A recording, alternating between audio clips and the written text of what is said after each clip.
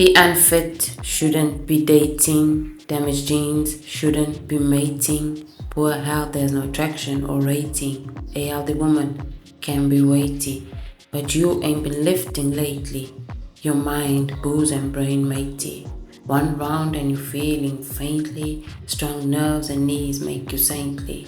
Junk-free eating makes the waist dainty. Two whole beings make a lovely painting.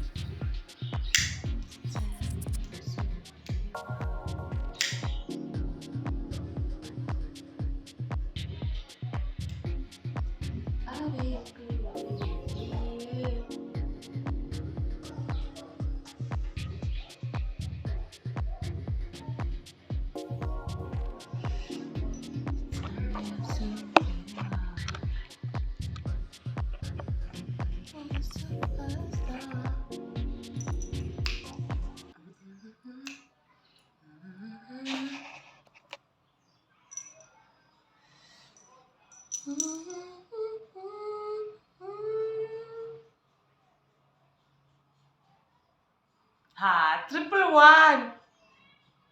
Happy triple one, babes. What happened to my notes? Ha. Black magic. Ha.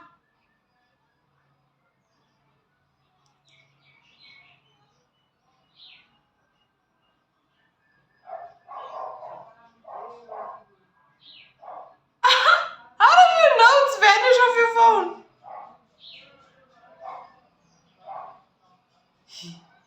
Before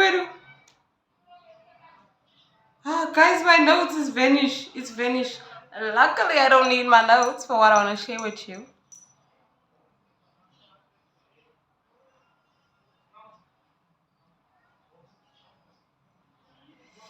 My superstar. Hey, guys, black magic.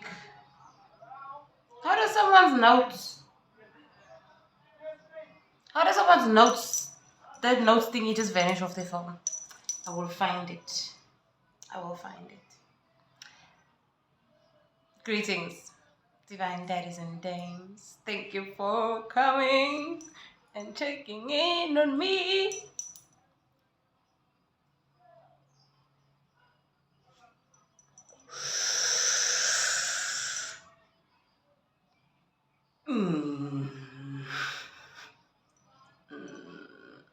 Okay. Owens, onto this one. Let me make myself comfortable. Today, Owens, in OSIS, we are going to be talking about something, introspecting upon something very important, okay? And that is dating, relationships, courting. Let me first share a poetic offering with you. Wow, the smoke was like literally coming towards me into... Wow, that's so beautiful.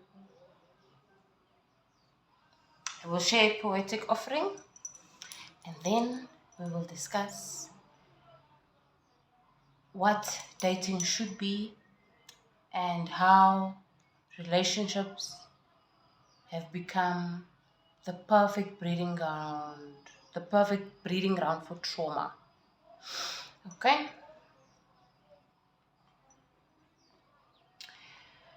The unfit shouldn't be dating.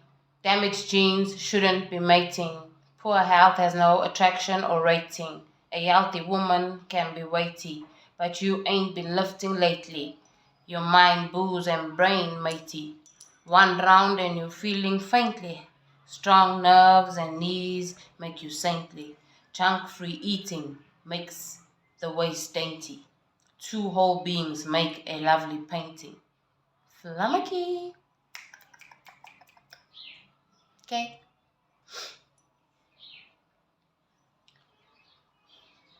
To make a whole, you need two equal, complete parts. Do you understand? So it's the same thing when you come into a union or a relationship. There has to be two holes to make it a relationship, or else it's a trauma bond.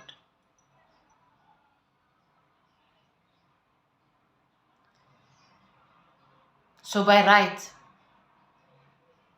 we shouldn't be dating when we are unhealed in any aspect. So whether it be physically, whether it be emotionally, mentally, whatnot. So an ideal blueprint or template for us current humanity who have been so traumatized would be, okay, leave your parents home, go out into the world, find a job if you need to find a job, or pursue your gifts, but focus on yourself. So that day when you break away from your parents, you start focusing on yourselves. Although I would advise that it's something that's instilled in teenagers, but now we're just talking hypothetically, all of us who came from broken homes, right? So you leave a broken home, instead of rushing into any friendships or anything, focus on your survival, making sure that you stay alive, and getting to know yourself. Just think if we had done that, those of us who were in social circles and several relationships in our adulthood so far, how much time we gave to these other people and what we would have achieved had we invested all of that time in ourselves. So it would have to be a case of you leave your parents' home and you go on the self-discovery journey. And only when you are in impeccable health, snatched, healthy, you can run a marathon, then you go into a dynamic, a union, a relationship with someone of the opposite sex who can do the same. You understand? You will always find some kind of toxicity where there is poor health, whether it's physically, emotionally, mentally. So let's just say the one partner is physically toned, muscular, whatever. You will notice, now why is he with a overweight partner who is low self-esteem and all of these things, and then you find out later, oh no, he was emotionally abusive, and she ended up having, there was triangulation and all of this stuff happening, because obviously if you don't feel good, you're not going to look good, and then you're going to become insecure, and even if your partner isn't doing anything sinister, you will suspect them of doing something sinister, because you already know that it's so easy. You are so replaceable. You're not if you haven't worked on yourself, you're replaceable. That's what makes people behave the way they do, because they know that they're replaceable. And I'm irreplaceable. That's why I'm able to walk around so calm. I'm irreplaceable. So anyone who fumble or the dombolo,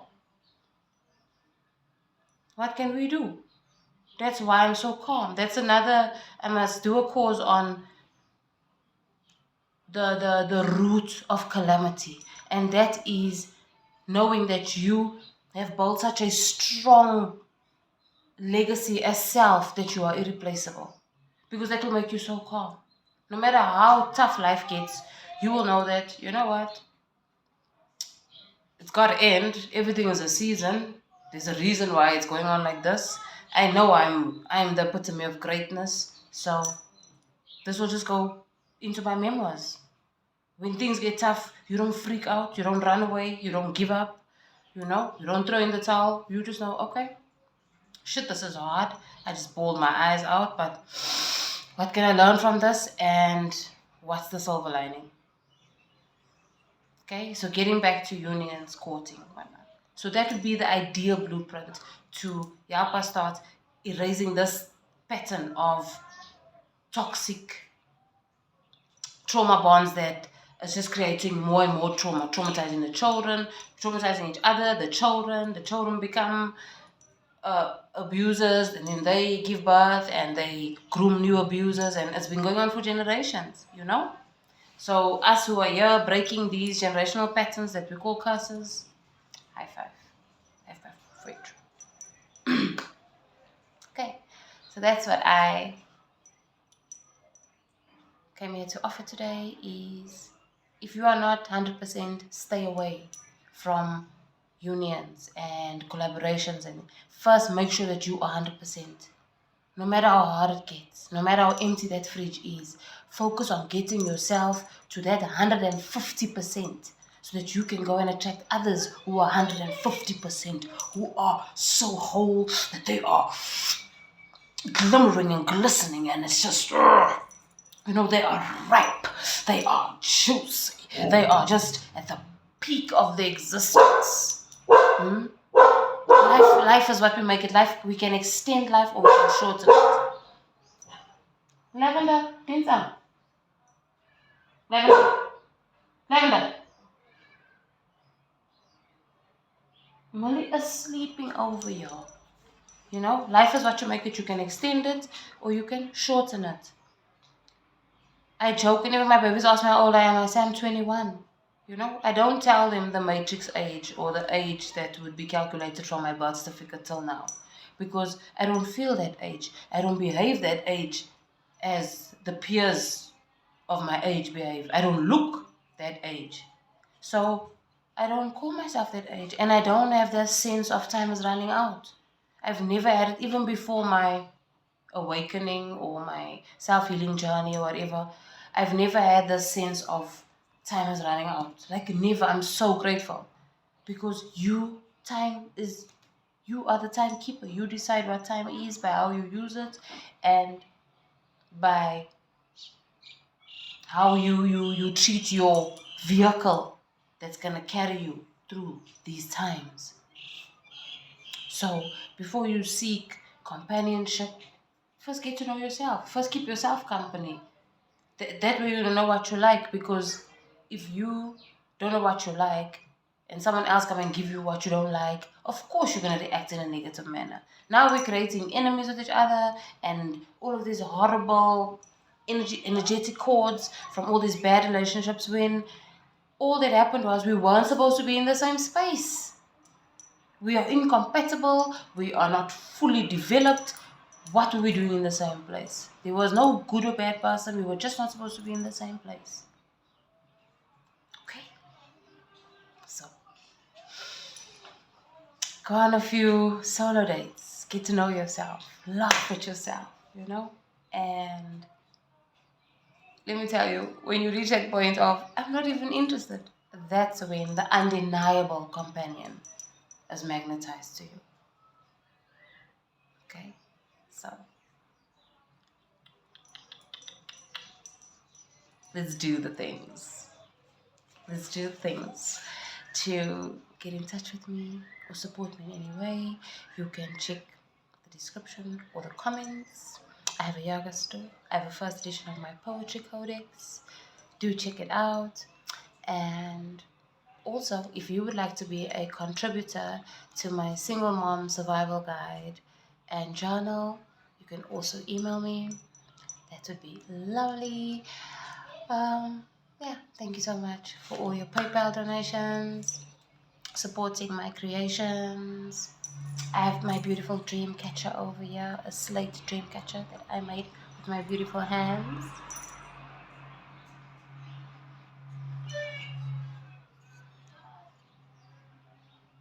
I pray that you can see it.